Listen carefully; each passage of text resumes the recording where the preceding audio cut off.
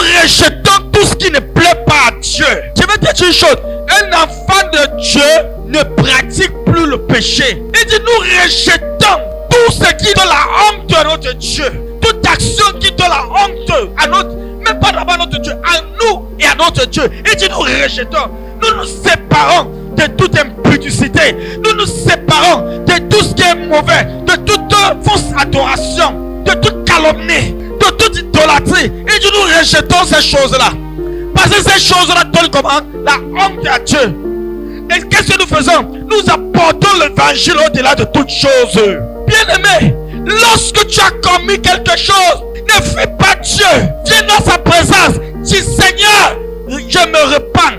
Éloigne de moi ceci. Je suis faible dans ce côté. Aide-moi à succomber ce côté de ma vie. Lorsqu'une mauvaise pensée veut t'aider, dis au nom de Jésus, je réprimande cette pensée satanique. Parce que le diable va te bombarder de mauvaises pensées. Rejette toute mauvaise pensée. Il va venir t'injecter les pensées du désespoir, les pensées du suicide, les pensées de la mort. Dis je me tiens sur l'autorité.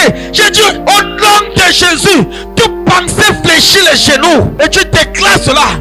Disparaît. Tout ce que Dieu a établi comme autorité, ne parle jamais mal des autorités. C'est le diable et l'envoûtement et les démons qui peuvent faire ce genre de choses.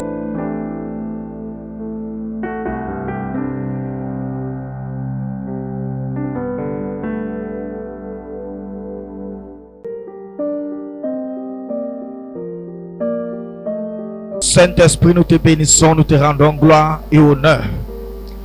Nous te disons merci pour le privilège que tu nous donnes de parler de ta part à ton peuple. Transforme nos vies et nos cœurs et nos pensées, afin que tout ce que nous faisons, nous te donnons tout l'honneur et toute la gloire. Quels qu'en soient les défis, quels qu'en soient les challenges, l'honneur et la gloire te reviennent à toi seul. Parce que tout ce que tu fais, tu le fais en merveille. Tout ce que tu fais est bon. Gloire à toi, mon Père, mon Dieu, mon Roi. Aide-nous par la grâce de ton esprit qui habite en nous de faire ce que nous sommes en train de faire dans la perfection. Que ma chair et mon sang se taisent. Que la voix de ton esprit résonne comme l'éclair et apporte la guérison. Ouvre les yeux de quelqu'un et transforme une vie au nom de Jésus-Christ. Merci pour cet enseignement sur l'assurance de notre salut au nom de Jésus-Christ. Amen. Bonsoir à tous. Je bénis le Seigneur pour ta vie. Je lui rends toute la gloire et l'honneur ce soir. Alléluia. C'est comme c'est beau pour les frères de demeurer ensemble. La Bible dit, il est beau, il est agréable pour les frères de demeurer ensemble. Ta véritable famille, c'est ta famille spirituelle. Dis ça à quelqu'un. Ta véritable famille, c'est la famille spirituelle. Amen. C'est la seule famille qui après la terre, vous allez vous retrouver dans l'éternité. Amen. Ce n'est pas sûr que les gens de ta famille naturelle, vous allez vous voir. Sinon, pas donner la vie à Jésus après la terre, c'est fini. Mais la famille spirituelle, c'est qu'après ce moment-ci, nous serons ensemble dans l'éternité. Alléluia.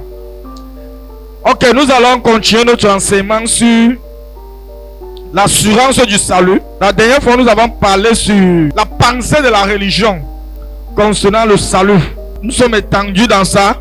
Et je vais compléter en disant que ce soir, nous allons parler de la pensée du diable concernant le salut et la pensée de Dieu concernant le salut. Je suis convaincu, la semaine prochaine, on va finir avec cet enseignement. Amen. On finit avec ça la semaine prochaine. Ce soir, nous allons parler de la pensée du diable concernant le salut. Est-ce que tu sais que le diable aussi a une pensée concernant le salut? La Bible dit que le voleur ne vient que pour voler, égorger et détruire.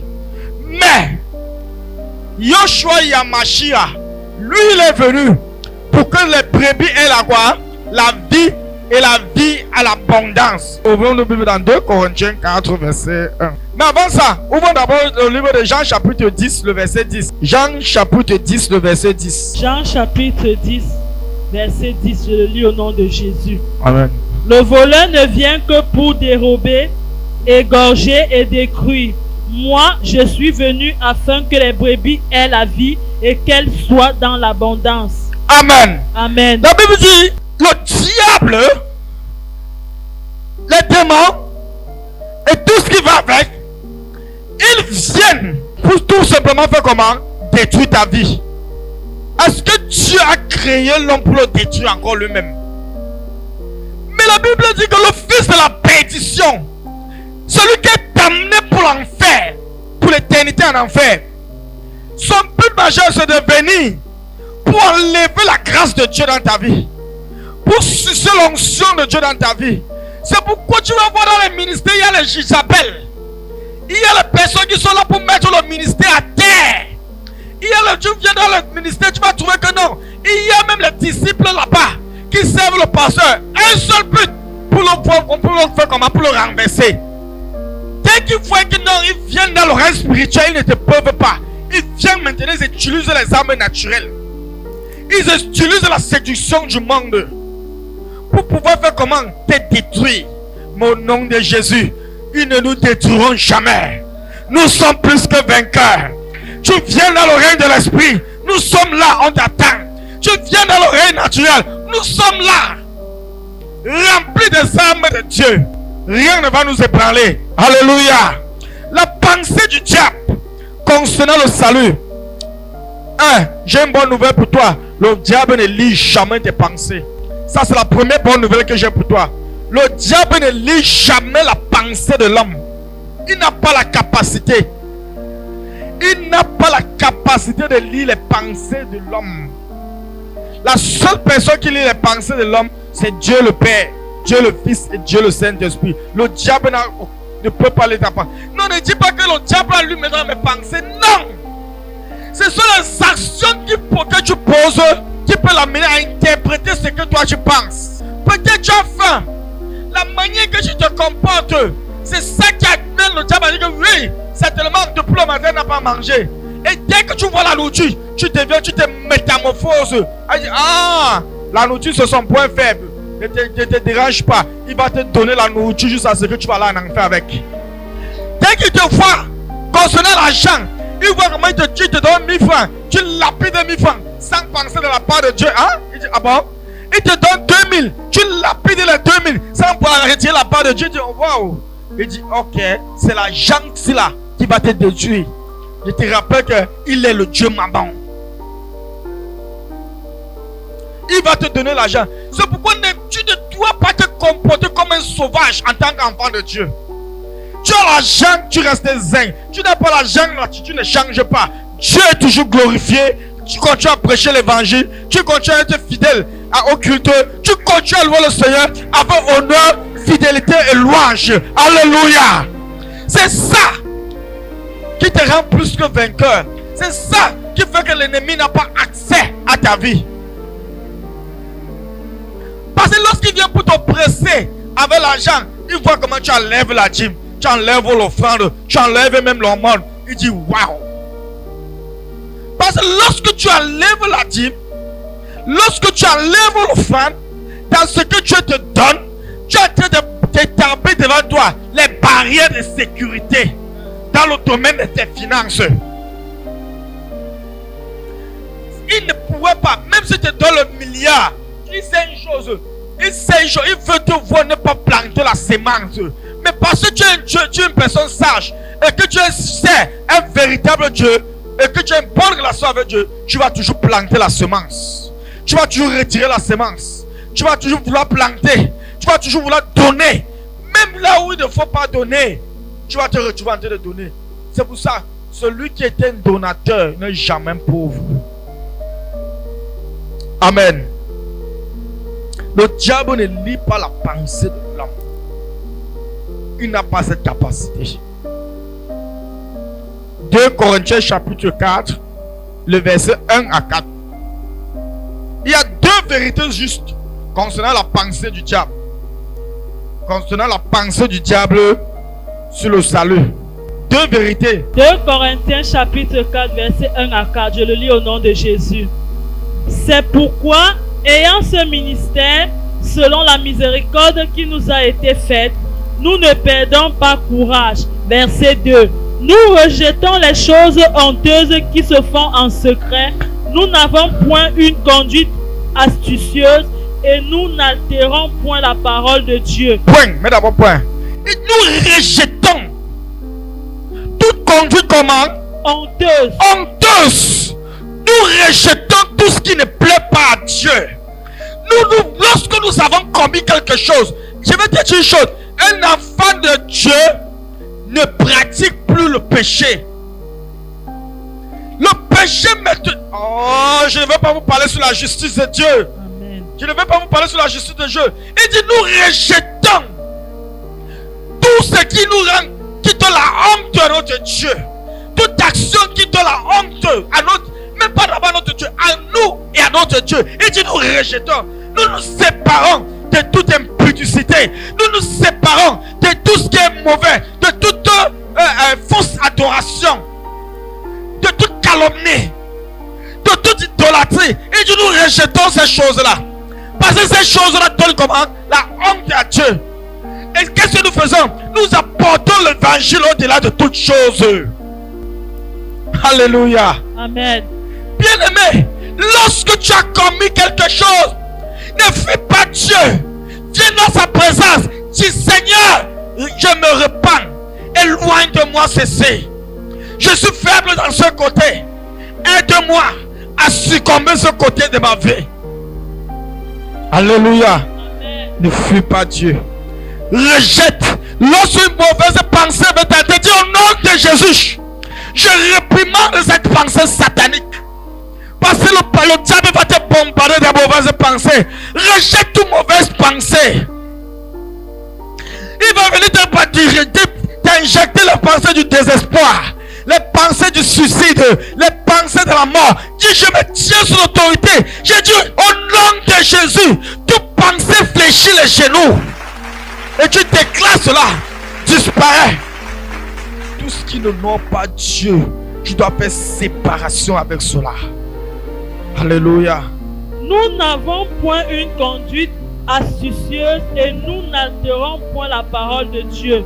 Mais en publiant la vérité, nous nous recommandons à toute conscience d'homme devant Dieu. En publiant quoi? La vérité. En publiant quoi? La vérité. En publiant la vérité. Bien-aimé, sois un homme de la vérité. Lorsque tu enseignes la vérité, même si la vérité là, ça te plaise à toi-même personnellement, enseigne ce qui est vrai. On a un principe dans le ministère. Le jour où j'enseigne quelque chose qui n'est pas en accord avec la parole de Dieu, et que je me rends compte que j'ai enseigné quelque chose, ce n'est pas en accord avec la parole de Dieu, je reviens sur l'autel. Première chose, je me repens de ce que j'ai enseigné qui n'était pas vrai. De 2, je corrige ça pour que la vérité de la parole de Dieu puisse demeurer dans mon esprit. Ce n'est pas parce que je dis quelque chose, ce n'est pas parce que je dis quelque chose que non, ça devient le oui et le amen. Non, si ce n'est pas vrai, je suis la première personne à me faire comment, à me repentir. Seigneur, j'ai enseigné quelque chose qui n'est pas vrai. Et je vous dis, ce que j'ai enseigné l'autre jour, ça, ce n'est pas vrai. Demande pardon. Voici la vérité. À la lumière de la parole de Dieu, voici la vérité. Amen. Si un pasteur ne peut pas se repentir sur ses enseignements qu'il enseigne, laisse-moi te dire, s'il sort une fausse doctrine, il plaque son peuple et qu'il coule sous ça, il vient de bâtir son ministère dans le mensonge de la parole de Dieu. La force du ministère de l'enseignement, c'est que quand tu as fait l'erreur, tu reviens, tu corriges cette erreur-là, tu proclames maintenant la vérité. Sinon, voilà les vies des personnes que tu viens de détruire. Hello? Ce n'est pas la chose du pasteur, c'est la chose du roi des rois. Et si tu ne peux plus t'humilier à ses pieds pour dire Seigneur, je viens de faire fausse route, je demande pardon. Demander pardon n'est pas synonyme de faiblesse. demander pardon, c'est puiser encore plus de force pour aller plus loin. Amen. Demander pardon, c'est dire Seigneur, j'ai été faible. Certes, je n'ai pas compris ce que tu voulais m'enseigner, mais tu m'as éclairé dans la méditation. Tu as ouvert mes yeux dans la méditation. Je demande pardon pour le mauvais enseignement que j'ai fait hier. Voici, Père, aide-moi à enseigner ce qui est juste, ce qui est clair et ce qui est vrai. Et c'est en enseignant la vérité que tu comprends que l'onction de Dieu grandit. Et laisse-moi te dire, à chaque fois que tu viens devant Dieu et que tu t'humilies et que tu pries, et au sortir de là, l'onction de Dieu t'envahit. Amen. Les gens n'ont pas saisi ça. C'est pour ça qu'aujourd'hui à l'église, peu de personnes se répandent. Jamais venir se prosterner, se coucher devant le trône de Dieu et commencer à dire Seigneur, j'ai fait des traités, j'ai fait comme ça là, pardonne-moi, sanctifie-moi, libère-moi, aide-moi à faire ceci. Les gens sont devenus tellement orgueilleux et insensibles même à la présence de Dieu, que même dans la présence de Dieu, il manque même. Même dans la présence de Dieu, il manque. Mais la force de David, s'il fallait regarder à sa vie, il n'était pas dit. Mais Dieu l'a appelé l'homme selon mon cœur. Parce que quand il a commis, il ne fuyait pas Dieu, il vient, il se prosterne. Abba Fada, Seigneur, ok, finis ma grâce aujourd'hui alors. J'ai encore fait ça. Comme un tout petit enfant, il s'est demandé pardon. Et pendant qu'il sort de là, bang, dès qu'il est devant les Philistins, il remporte la victoire. Pourquoi? Le cœur vis-à-vis de ton père, le cœur vis-à-vis de ton leadership, le cœur vis-à-vis de ton leadership. David aimait tellement Dieu et il aimait tellement son leader au point où celui-même qui est venu avec la louange que je viens de faire sauter la tête de Saül, il dit merde. Mais à l'église, ce sont les chrétiens qui se liguent pour détruire la vie du pasteur. Tu iras en enfer avec tes trucs. Tu es en train de crucifier tes jours sur la terre, tu ne sais pas. Tellement il aimait Dieu, tellement il aimait la vision de Dieu, tellement il avait l'amour pour son leader. Il n'a jamais dit, même quand son leader va le détruire, il a dit, même s'il veut me détruire, c'est mon leader, c'est mon père. Ok, si c'est mon père qui veut me tuer, il n'y a pas de problème. 1000 reprises, il avait l'occasion de tuer son leader. Il a dit jamais, le sang de son leader ne peut pas toucher sa main. Quel est ce malécite? Quel est ce païen? Quel est cet enfant enfouté qui vient toucher loin de Dieu? Tu marches même, tu fais le Congo sans sur le pasteur. Il s'est dit, je n'aime pas ce que le pasteur fait là. Shame for you. Ne t'inquiète pas, même tes enfants vont te traiter. On nous a appris, tu parles mal de mon leader, on se sépare. On n'est plus les amis. Tu parles, j'ai dit, dans nos causeries, tu parles mal de mon leader, on ne cause plus ensemble, c'est fini notre relation. On n'a plus rien à se dire. Faites des Congos pour parler de votre leader, mais nous autres, on a pris au pied de quelqu'un. Mon leader, comme on a corrigé quelqu'un ici là l'autre jour, et il veut justifier la sorcellerie. Tu es avec ta copine, elle se confie au pasteur. Toi, vous n'êtes pas marié. Vous n'êtes pas marié. Ça veut dire que toi, tu n'as aucune autorité sur elle.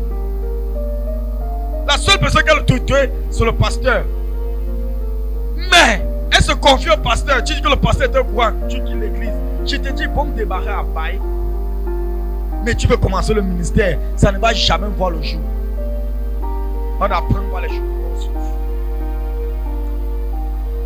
Je ne sais pas pourquoi ils sont en train de foncer sur ça. Ça veut dire qu'ici dans cette salle, vous parlez beaucoup de votre pasteur.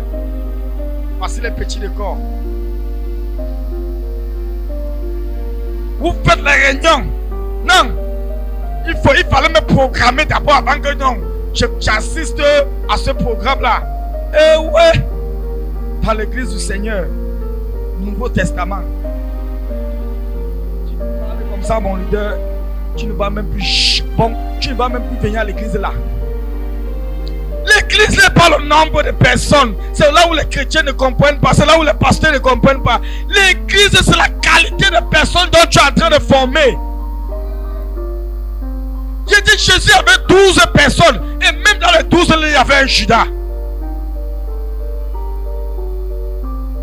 Si tu réussis à avoir 3 personnes qui sont loyales dans votre relation, car fonce avec eux, nourris-les, donne-leur le meilleur.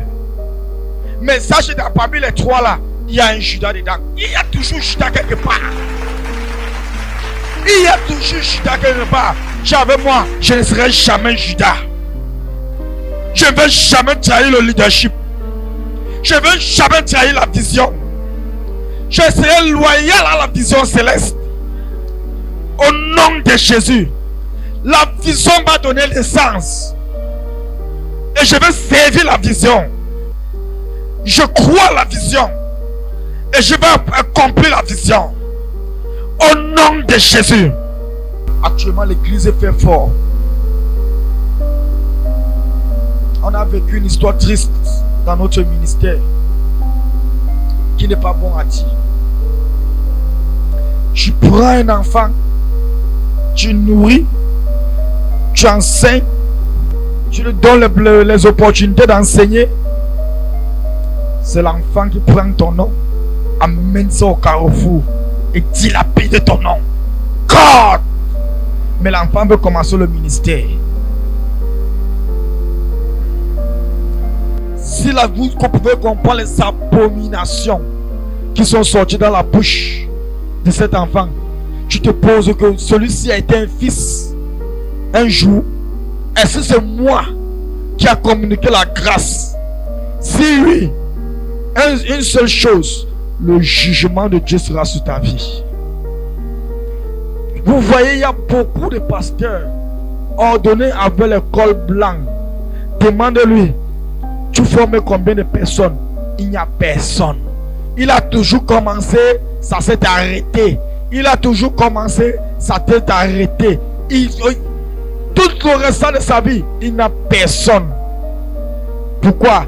Lorsque tu t'engages à maudire dans la vie de loin de Dieu, toi-même tu prends l'âme, tu mets les cartouches à l'intérieur, tu commences à tirer sur toi-même, sur ta destinée. Tu ne vas aller nulle part. Tu t'amuses même, tu rentres dans le monde. Tu t'amuses même, tu rentres dans le monde. Ne parle jamais mal des pasteurs. Ne parle jamais mal des autorités spirituelles. Ne parle jamais mal même des autorités naturelles. Tout ce que Dieu a établi comme autorité, ne parle jamais mal des autorités. C'est le diable et l'envoûtement et les démons qui peuvent faire ce genre de choses. C'est les savants possédés. Tu parles mal du prophète Amel et tu viens t'asseoir pour écouter la parole de Dieu. Quelle parole de Dieu tu vas écouter? Quelle imposition de main tu veux qu'il impose? Quelle prière tu veux qu'il fasse à ton égard? Et tu veux voir Dieu agir. Le jour, tu l'appelles prophète. Oh papa, oh daddy, tu veux même te coucher. Mais la nuit, c'est toi qui prends l'épée pour le poursuivre là où il part. Pour vouloir détruire ce qu'il est en train de commencer. Tu ne détruiras point l'œuvre de Dieu dans sa vie. Et tu t'attaques à l'œuvre de Dieu, à l'onction de Dieu, tu te brises à 1000 morceaux. Les enfants bâtards. Verset 3. Si notre évangile est encore voilé, il est voilé pour ceux qui périssent. Verset 4. Pour les incrédules dont le Dieu de ce siècle a aveuglé l'intelligence, afin qu'ils ne voient pas briller la splendeur de l'évangile de la gloire de Christ, qui est l'image de Dieu. Amen. Amen. 2 choses concernant la pensée du diable. 1. Le diable voile la pensée de l'homme. Le diable voile la pensée de l'homme. Si notre évangile est encore voilé, elle est voilée pour ceux qui périssent. Tous ceux qui veulent aller en enfer ne vont jamais. L'évangile sera... Ils vont toujours refuser l'évangile. Et ils ne savent pas. Pendant qu'ils refusent l'évangile, ils ouvrent seulement la bouche de l'enfer pour les engloutir. Le diable, il vole la pensée de l'homme. Deuxième chose, il maintient les personnes éloignées de Dieu. Le diable, il maintient les personnes éloignées de Dieu pour les détruire. Première chose, il vole les pensées de l'homme pour que les personnes ne puissent pas croire au Seigneur Jésus. C'est pourquoi lorsque tu toques la porte de quelqu'un, il peut même venir te verser de l'eau. Il peut venir te verser de l'eau. Il peut même t'insulter. Il peut même dire que ouais, c'est la famille qui te dérange. Assieds-toi, mange un peu et puis continue ta route. Non, papa. Il insulte l'évangile. Et comme on a souvent des chrétiens qui marchent avec les zinzins, qui ne pas prêcher l'évangile, tu toques, on te donne la nourriture, tu ouvres vite ton ventre, tu manges. Il y a quand même ces races de chrétiens. Tu ne sais pas que dès que tu manges la nourriture, ils comprennent que oh, il avait faim, il avait faim, il avait faim. Vous n'avez pas encore vu les choses dans l'évangélisation. Il maintient les personnes éloignées de Dieu pour les détruire. L'enfer n'a jamais été établi par Dieu pour détruire les hommes. L'enfer n'a pas été établi. Dieu n'a pas créé l'enfer pour l'homme. Non, c'était pas ça la pensée de Dieu. Dans le plan de Dieu, l'enfer n'était pas pour l'homme. Mais l'enfer était pour qui? Pour le diable et pour les anges déchus.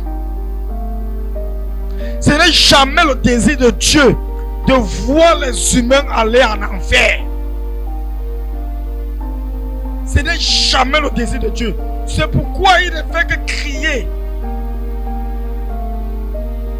Le désir de Dieu, c'est que toute l'humanité parvienne à la connaissance de son Fils Jésus-Christ.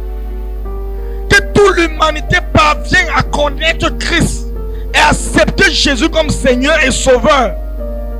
Et comme alors, comme je dis souvent, le diable ne veut pas aussi laisser.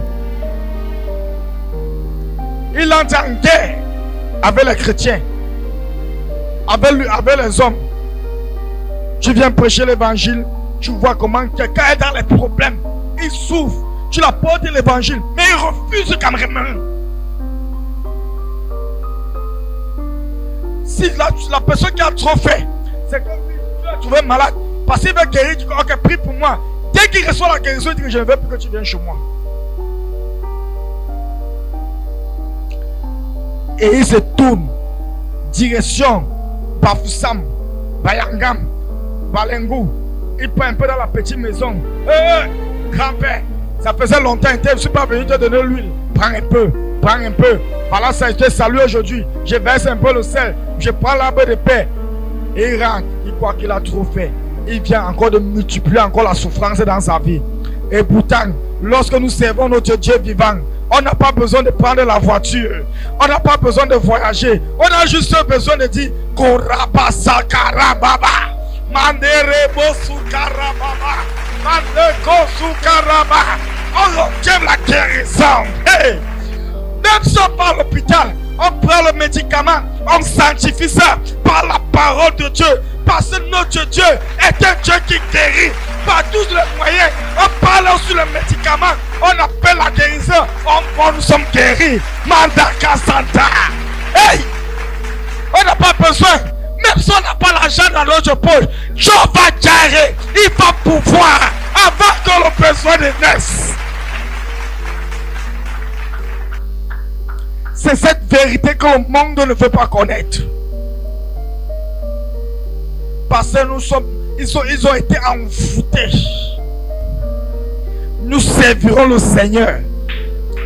Tout envoûtement dans ma famille sera détruit au nom de Jésus.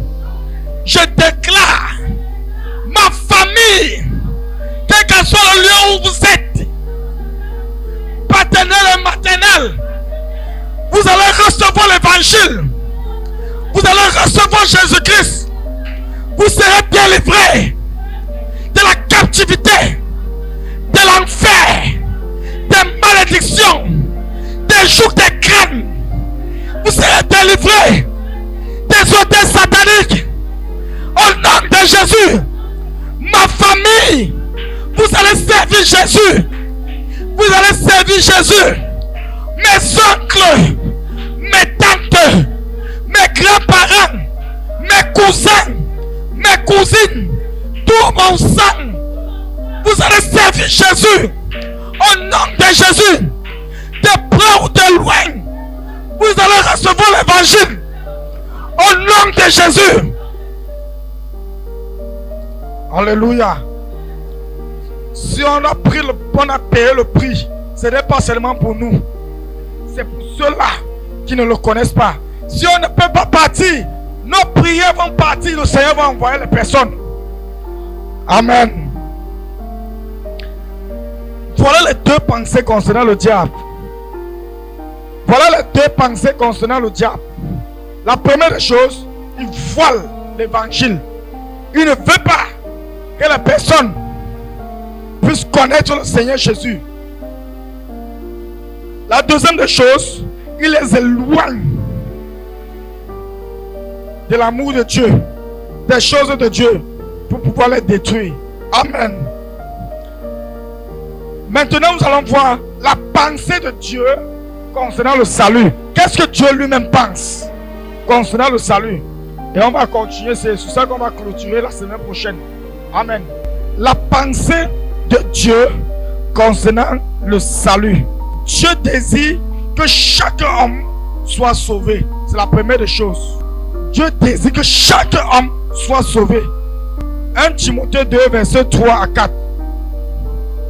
Le verset 3, tu lis la partie A. Le verset 4, tu lis la partie B. Allons-y. 1 Timothée chapitre 2, verset 3, je le lis au nom de Jésus. La partie A. Vas-y. Cela est bon et agréable devant Dieu notre Sauveur, qui veut que tous les hommes soient sauvés et parviennent à la connaissance de la vérité. Dieu veut que chaque homme soit comment? Sauvé. Pas seulement sauvé, et parvienne à la connaissance de la vérité. Voilà la première chose, le premier désir de Dieu, la pensée de Dieu concernant le salut. La deuxième chose, c'est que quoi? La première chose, c'est que Dieu aimerait que l'homme soit sauvé. Point, c'est la première chose. Deuxième chose, c'est que Dieu aimerait que chaque être humain parvienne à la connaissance parfaite. À la connaissance parfaite de Jésus-Christ. La connaissance parfaite, ça veut dire quoi? La connaissance de la vérité de la personne de Jésus. Tu dois connaître qui est Jésus parfaitement. Première chose, Dieu aimerait que chaque personne soit sauvée. La deuxième chose, que tu parviennes à la connaissance parfaite du Seigneur Jésus. Il ne suffit pas seulement que tu sois sauvé. Il ne suffit pas seulement que tu sois sauvé. Mais il suffit de aussi quoi? D'accomplir les plans et les buts de Dieu pour ta vie. Parce que si Dieu t'a créé, il t'a créé pour un but. Il a créé l'homme pour un but. Tu as connu Christ. Tu es né de nouveau. Tu es né de nouveau pour un but. Alors tu dois découvrir le plan et le but pour lequel le Seigneur t'a manifesté sur la terre à un temps comme celui-ci. Amen. Tu dois connaître ça. Tu dois découvrir cela. C'est ce qu'on appelle ta destinée. Où est-ce que tu es en train de partir avec Dieu? Quel est le voyage? Le jour où tu es né de nouveau, tu viens d'entrer dans le train. Maintenant, pendant que tu entres dans le train, il y a les gens qui vont descendre en route. Mais toi, tu sais où tu pars. Tu connais ta destination. Ça veut dire que tu connais la vision de Dieu te concernant. Et la vision de Dieu te concernant sera toujours en fonction de comment est-ce que celui qui conduit la locomotive où tu te trouves t'amène. Là où tu vois que tu es fatigué, descends. Mais tu ne vas jamais arriver à destination si tu ne restes pas dans la locomotive. Et la locomotive, celui qui conduit la locomotive, c'est le visionnaire. C'est lui qui a la direction. Le jour où tu viens te soumettre à ce visionnaire, tu es en train de dire que dans la vision qu'il porte, il y a ce que le Seigneur t'appelle à faire à l'intérieur. Alors ce n'est plus sa vision, ça devient votre vision ensemble. Amen.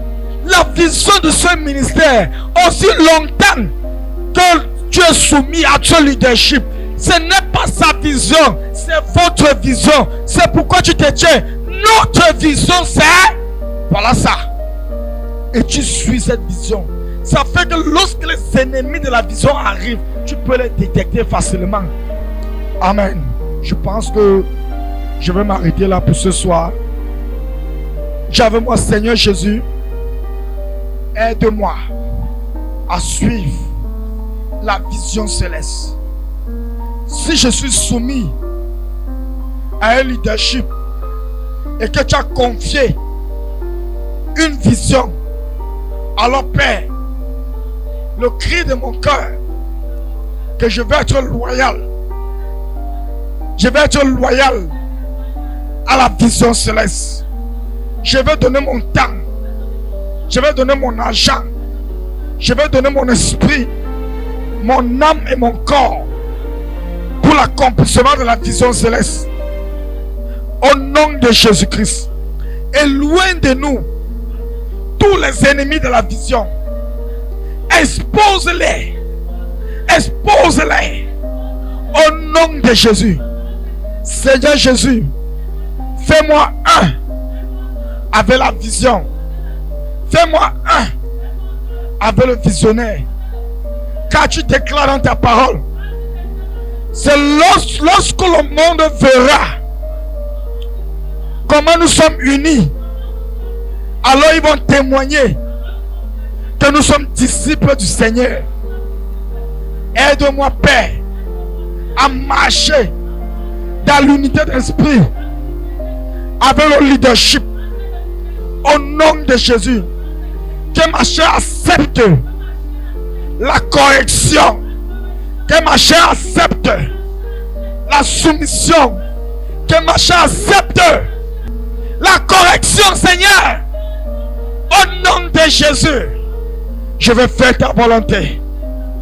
Au nom de Jésus. Abba Father. Au nom de Jésus-Christ. Amen. Jésus était la parole. Il savait la parole. De même que Satan connaît aussi la parole. Ne manquez pas l'émission Gospel avec le prophète Armel Kenyé sur Gas TV. Si tu n'as pas le caractère de Christ, bien même tu meurs, tu vas en enfer. Car le caractère t'introduit dans la nature de Dieu. Sur Gas TV, tous les dimanches dès 9h. Impudique, escroc, malhonnête. Restauration divine, votre émission de prière. Je veux que tout ce que tu touches réussisse au nom de Jésus. Amen. De délivrance et de libération exclusivement sur Gas TV. Parce que le caractère n'a pas changé.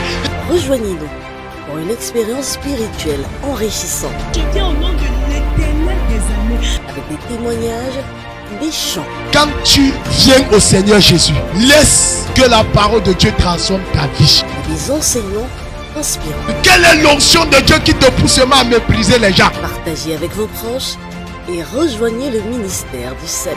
Pasteur qui tu es. Suivez les programmes du ministère du Salut en continu sur nos plateformes Facebook et YouTube. N'oubliez surtout pas de liker et partager.